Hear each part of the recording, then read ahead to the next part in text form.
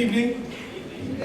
I decided to stand up. I really appreciated that brother's music. I also saw as y'all were standing up, if I acted like y'all was clapping for me when I got up, then I could kind of share in that. I do steal people's shine and light a little bit sometimes.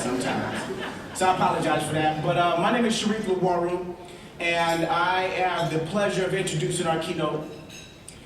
One of the things that I always look for is opportunities to find people who can strengthen me and what I do and what I'm passionate about. And as I look out in this room and these beautiful, beautiful faces, this is what I'm passionate about. This is my purpose. And I found different ways of being involved with the lives of young people, and I find that they're able to impact me. And when I look for people who can assist me with that, sometimes they come out of the blue and from strange places. And I would say Principal Kafele is one of those cats. So I'm sitting at work one day, this is before I started working here at the district. I was working at the university, and I got a call from Tina Forte.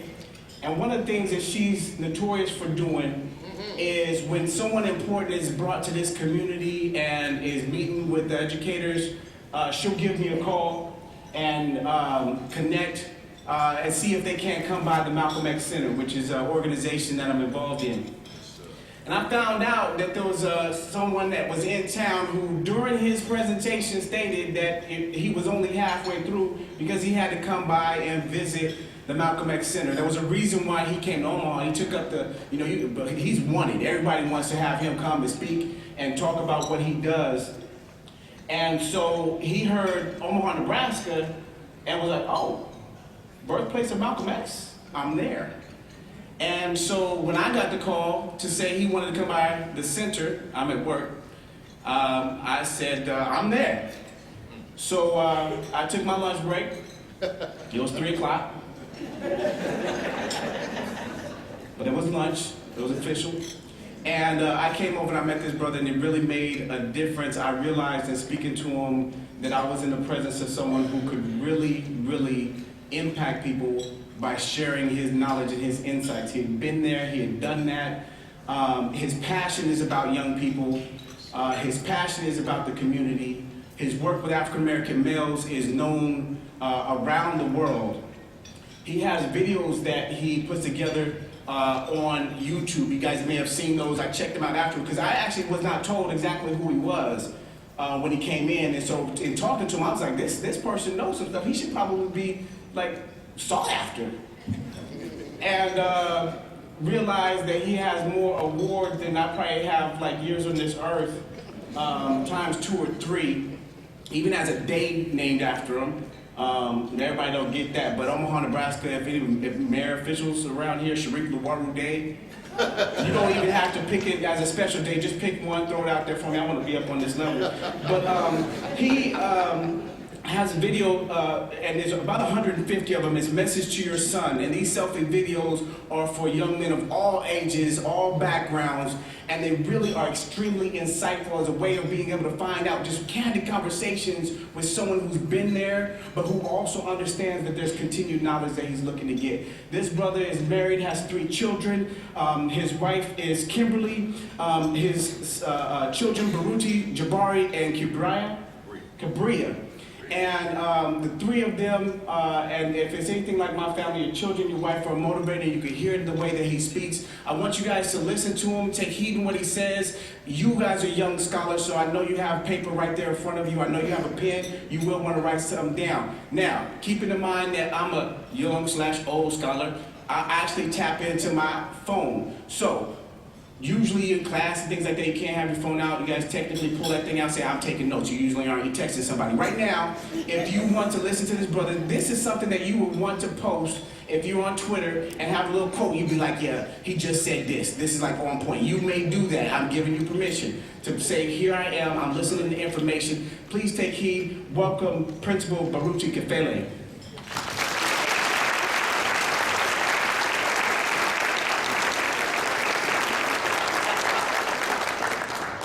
Good evening. That was the best intro ever. I feel like I can sit down and we can go now. It's good to be in Omaha, Nebraska. Let me look at my watch. They said you're going to be out of here by 6. They didn't check with me on that, but let me see. All right. Man, all these young people in the audience, the recipients, let me just start off. But first, I want to thank Ms. Tina Forte for the opportunity to be here. Certainly, Ms. Cox-Jones, Ms. Tarina Cox-Jones for the work she's done in leading the effort and putting this together, Superintendent, and all the folks that made this night possible. I want to thank you. But I also want to congratulate the recipients tonight. I haven't met any of them. I've been looking at them. But I want to congratulate them. I guess that's you guys right here in front of me. I want to congratulate you as well for a job well done and the work you're going to do as you continue to move forward.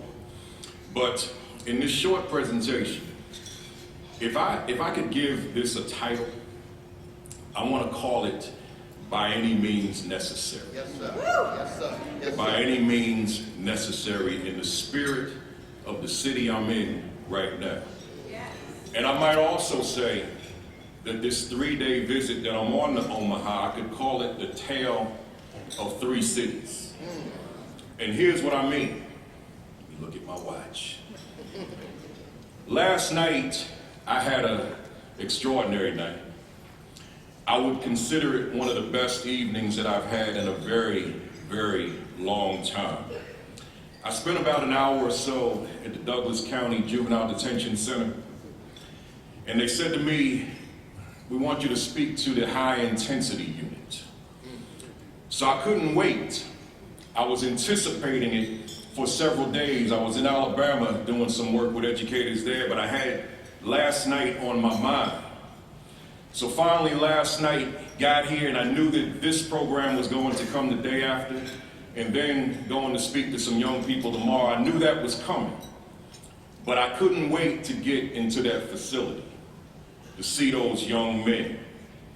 So when I got up there, they were sitting down, I was introduced, and then I went on with my message. And I felt like I was speaking to some very high-level young men. It wasn't, I don't know what they did. I didn't ask anybody what they did, why they were there, how long they would be there. That wasn't my issue. It wasn't why I was there. I just wanted to have a word with these young men who made some bad decisions. So as I'm talking to them, and I'm connecting, because I know in my mind is this 54-year-old young man, I know they're thinking, perhaps, what's this dude gonna say to us? What he know about how I'm living? What's he know about my life? So I began to speak, not down to him though. Didn't want to beat him up, just wanted to make a connection. And I saw young men starting to sit up and starting to look at me, and I saw that gleam in their eyes. But as I'm speaking to them, I'm thinking about tomorrow night, which is here. So as my mind is racing, I'm saying, what's the difference between these young men in front of me last night and the ones who are receiving scholarships tonight? What's the difference? And in my mind, I already know the difference. Yeah, I get the trials and tribulations and the circumstances and the hands in which some of us are dealt. I get that. But at the end of the day, it's these 2 words that drive everything. Word number 1, attitude. Yeah. See, these ones in front of me right now, and them younger ones that's in the room, I can't forget you. Stay with me for these few minutes. If you feel yourself starting to daydream, starting to talk to somebody, starting to just zone out, zone back in, and just stay with me for a few minutes. So now, going back, the young people receiving tonight scholarships. See, we're talking about young people here that I haven't met that have an attitude of excellence, have attitudes of success, have attitudes of the prospects for their future. They know exactly what it is that they need to do today in order to live the lives that they were destined to live tomorrow.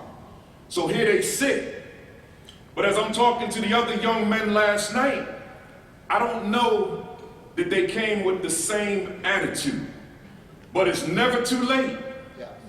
Attitude, as you know, determines altitude. But in order to have the attitude of altitude, then those of us as adults in the room, we got to keep these young people tucked under the wing as long as possible. Yes, sir. My mother is 80 years old and won't let me from under her wing. If she was sitting in this audience, when we finished, she would take me somewhere in the back and critique everything she didn't like that I said. I'm still under her wing. See, so I said that one word is attitude, our state of mind.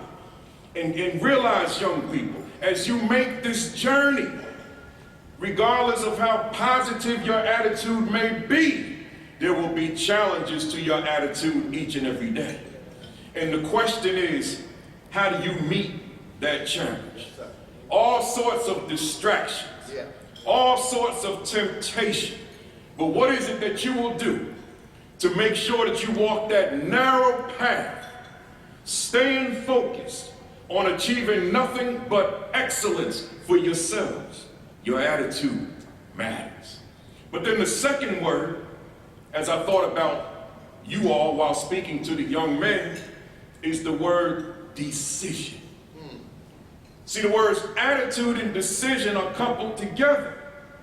So the attitude can be positive, but the question is, what decisions are you going to make?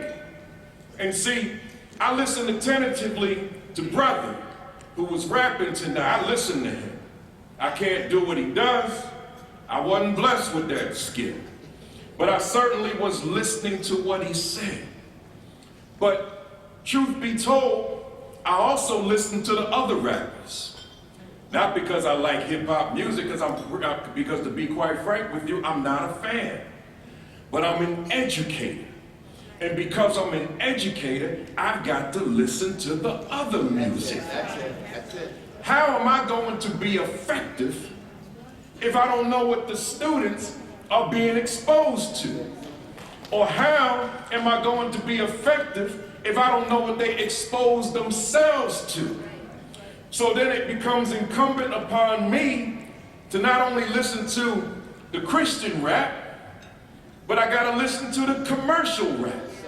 And now I have better understanding of what's going on in the minds of so many, not all, because I don't want to paint with too broad of a brush, but so many young people in today's times.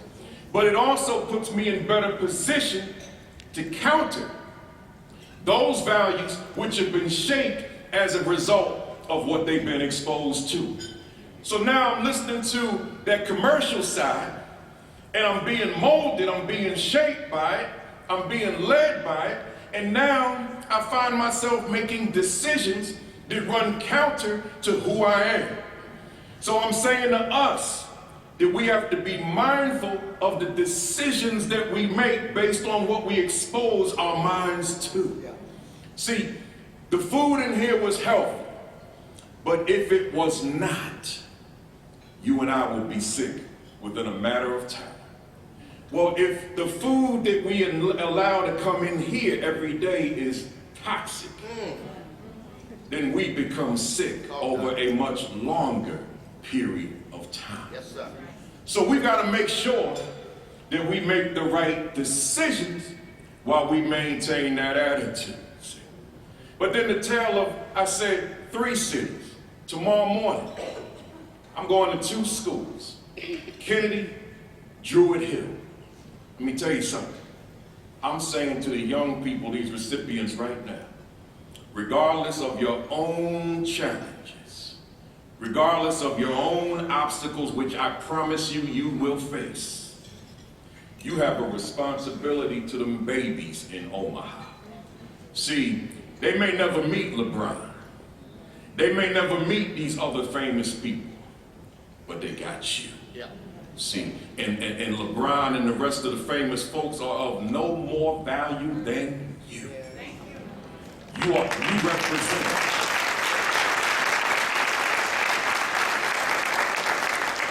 How dare we go outside looking for role models when the role model is in the house? The role models of the children of Omaha, Nebraska, sitting in this room. So I'm saying that your education, it's not just for you. See, my education wasn't just for me, because I have to take my education and I have to apply it to society. I've got to apply it to the community. I've got to apply it to the people. If I just take it and hold it for myself and don't share it, then it's as if I didn't even get it. It's not even worth it. So your responsibility as scholars, as these brilliant young minds sitting in this room today, is to make sure that you make that connection with these babies. Because you got some babies in those schools I'm going to tomorrow. Their goals and aspirations are not to wind up at Douglas County Juvenile Detention Center. But if you don't connect, if we don't connect, then there's a percentage that will be sitting right in those rooms. But when we connect, and you take the young man, you take the young lady, and you say, I gotta talk to you. And they don't want to hear you, but you keep coming anyway. Yeah. You never quit. You never give up. You never back down. You keep on coming at that youngster to let that youngster know that there is hope, that there are possibilities, that there are opportunities for you. Tale of three cities. But let me tell you, so let me speak specifically to you, and let me look at my minute here. Let me speak specifically to you guys and these young people in the room. Hear me well. You'll leave here tonight and you go back to your respective lives. You're going back to school and you're graduating soon and you're going to the next level, whatever that may look like. Let me tell you something. As you make that journey, there's a word that you got to keep in the forefront of your minds. And that word is purpose. See, you got to have a definition for your lives. How dare someone come up to you and say, what's your purpose? And you scratch your head and say, well, I haven't given it any thought. You can't do that one. See, as a young man, as a young woman, you got to have a purpose for your lives. And that purpose becomes this very narrow lane. You can't be all over here. You can't be all over here. You can't be all back here. But you got to walk this narrow path that becomes your purpose. Yeah.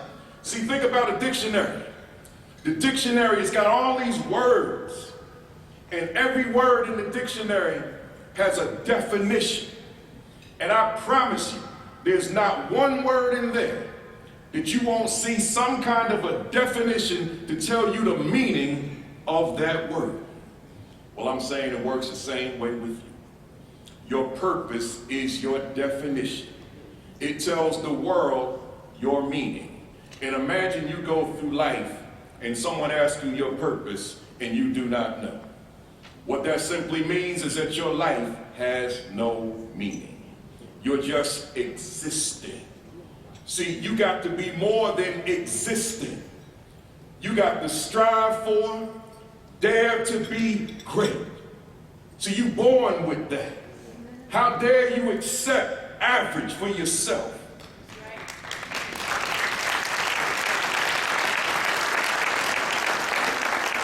How dare you accept mediocre for yourself? How dare you accept okay or even underachievement or failure? See, everything you do, and them younger ones in the back here, everything you do, you've got to strive to be amazing at it. You got to strive to be extraordinary at it. You got to strive to be great at it. So that when people look at you and they think about what you do, they see you as the go-to person. You're the expert because you have put forth all your effort. You have been on your grind 24/7, giving it all you got to be the best at what you do. Yeah. See, that's a mindset, that's an attitude that's rooted in the decisions that you make. See, when I go to the airport, to give you this example, I live in airports. I'm on flights 8 to 10 times a week. And when I'm in these airports and I see the young people working with their various jobs, and then I see so few pilots, particularly that look like the young men sitting at these tables, who are young, 25 and under, and I say to myself, where are the pilots that look like them? Why am I seeing so many that's loading the bottom of the plane? I'm saying, I'm not mad at those ones who are loading the bottom, but I'm saying, where did we go wrong that he accepted that? Where instead of that he said, where is it that he did not say, or should have said, I want to fly the plane, as opposed to loading the bottom of the plane? See, so with you, don't strive to load the bottom of the plane.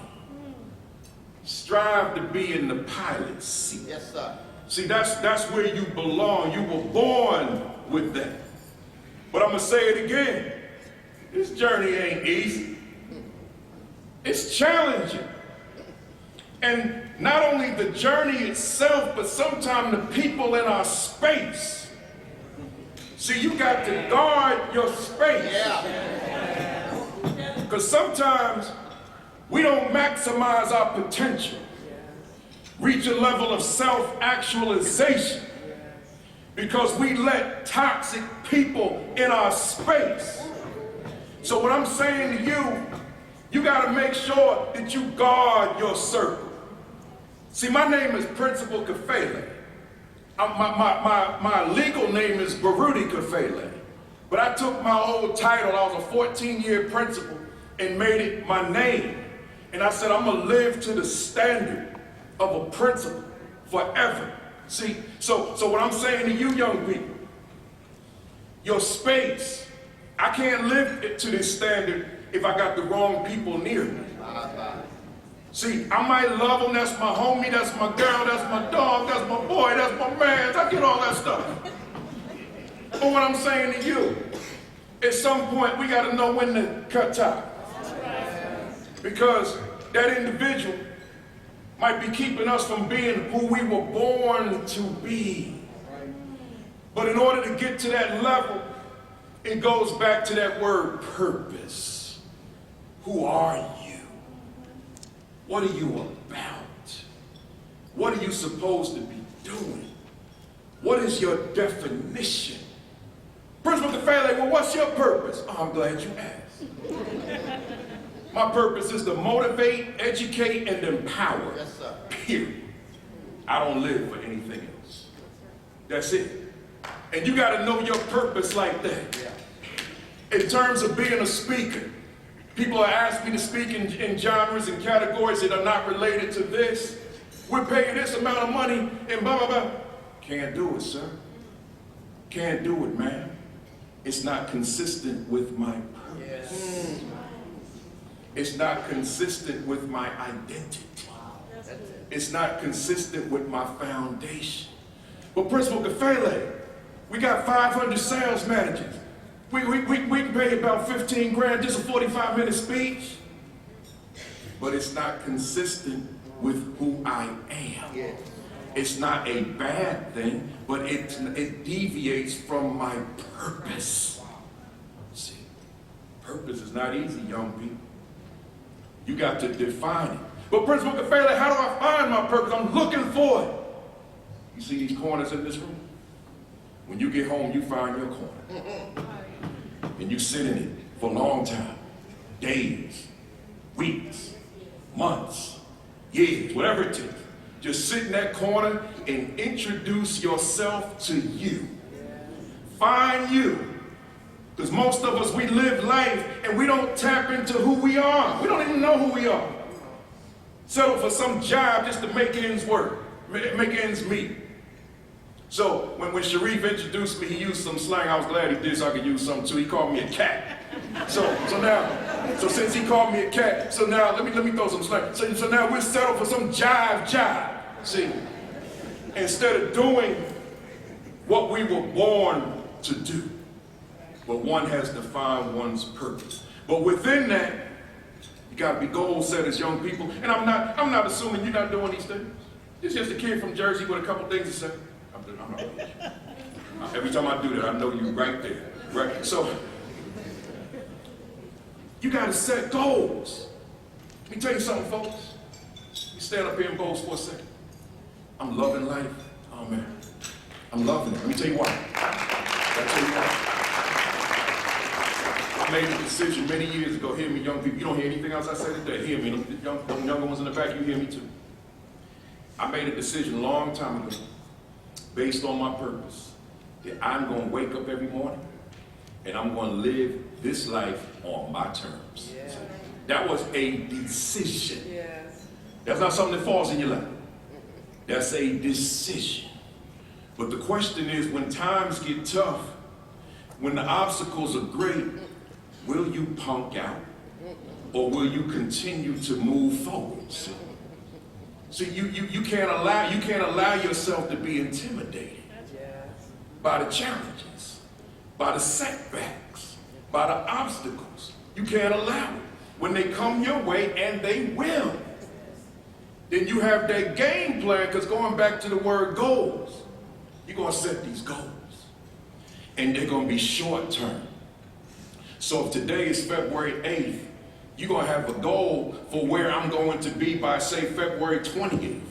You're going to have goals for where you're going to be by the end of March. You're going to have goals by the time you get to the end of the school year. So when you get to graduation, there won't be anybody at the graduation say, so what are you going to be doing tomorrow? Because so many of us, the graduation becomes so festive, but then what are we doing after the graduation? Well, you have set these goals. You got these short-term goals. You're not relying on the professor. You're not relying on whomever, whatever it is you're going to be doing, because you've set these goals. So now you'll live your life according to these goals, these short-term goals, stair-step, to take you all the way to where you're trying to get. But within your goals is a plan. And you're going to write these plans to support your short-term goals. So your life is based on your written plan. So in this room, I've been noticing, there are folks with iPads, there's one up here, there's folks with these fancy phones. I don't need all that stuff, y'all. Let me show you. Here's my iPad right here. These are my instruments right here. Let me draw this a second. I don't need this. It's good. My son came across some inheritance money a couple years ago and surprised me for Christmas and bought me an iPad. It's been sitting around collecting dust for 2 years. I don't need it. As long as I got this and this. I'm saying to you young people, as you're going through life, as you're walking your journey every day, you keep your pen, never leave the house without your pad and your pen. Don't do it. So then when the $1 million thoughts come your way, when I say I don't mean that monetarily, just them big ideas, you jot them down. And then you come back to them. And then you turn those ideas into your goals. You turn them into your plan. And then next thing you know, you're doing extraordinary things. And people think you're so brilliant. And it's not that you're so brilliant. You are brilliant. But it's just that you have planned out your life. You're thinking it through. So there's so much more I could say, but I'm obedient. So I want to close this way. I want to formally close, but I got to plug them videos once more. You all see the spelling of my name on those programs.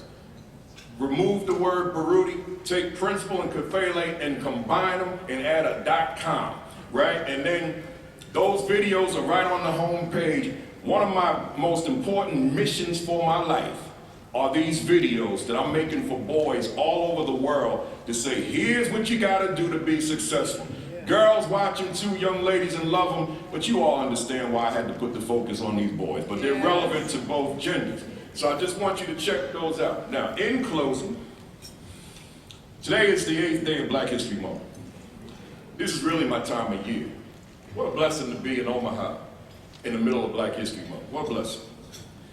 Folks in the room that may have heard me before, you know that there's a book I reference all the time, and I'm gonna close with this book. It's my favorite book, the favorite book I ever read outside of the autobiography of Malcolm X itself. The book is entitled The Miseducation of the Negro. Many of you read that book. It was written in 1933 by the great scholar, author, educator, researcher, dean, second African-American, and graduated with a PhD from Harvard, Carter G. Woodson. I read that book back in 1984. In the name of being transparent, let me tell you something, young people in this room. I would never have been sitting in a banquet receiving a scholarship. No way, that wasn't me. I was the ones that made the bad decisions. So I had to overcome a lot to get to a point where I could stand before this mic and speak to you. Life was rough. So, but overcame it, but it took a long time to get there. But toward overcoming it, I stumbled on that book, The Miseducation of the Negro. I read it as a 24-year-old college freshman. That was the first year I went to school. And there was a paragraph that really just kind of stuck out for me in the introduction. I've been a public speaker since 1987, and I don't think I've ever given a speech where I didn't reference this paragraph. Hear me well, it's short. Dr. Woodson said, when you control a man's thinking, you do not have to worry about his actions. You do not have to tell him not to stand here or over yonder. He will find his quote-unquote proper place, and he will stay in it. You do not need to send him to the back door. He will go without being told. In fact, if there is no back door, he'll cut one for his special benefit. His education makes it necessary. Once I read that paragraph and reread it and reread it and reread it, I transformed. Up until that point, I wasn't a thinker. I didn't think critically. I didn't think analytically. I was on the surface. But once I read that book, young people in front of me and young people throughout the room, I became a thinker. And I learned one of the most dangerous people in the world is one who thinks for themselves. So say me.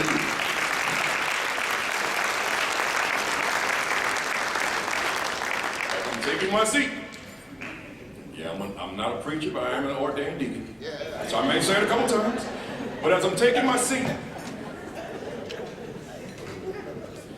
young people, make sure that you're always thinking. Whatever you look at, whether it be something on television, something in a movie, a book, whether it be just the wallpaper, whatever stimuli comes your way, go beyond the surface. Think, and make sure that you back up your thinking with reading regularly. Thank you.